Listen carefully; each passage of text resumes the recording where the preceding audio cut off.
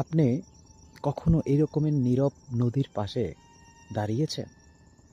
নীরব নদীর পাশে দাঁড়িয়ে থাকাটা, এর অনুভূতি আপনাদেরকে আমি কিভাবে বহিঃপ্রকাশ করব তার ভাষা আমার জানা নাই। এতটুকু বুঝি যে নীরবতার মাঝে আছে সুখ, আছে তৃপ্তি, যে তৃপ্তির ব্যাখ্যা বলে বোঝানো যাবে না। এটা ভিতরগত ব্যাপার, এটা ভিতরের অন্তরের অন্তরস্থলের ব্যাপার।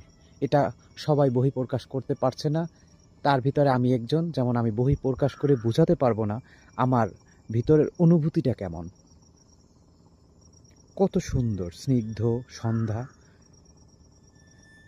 শুধু নীরবতা বুঝবে তারাই যারা নিজেকে নীরবতায় রাখতে চায়, বহিঃপ্রকাশ করতে চায়।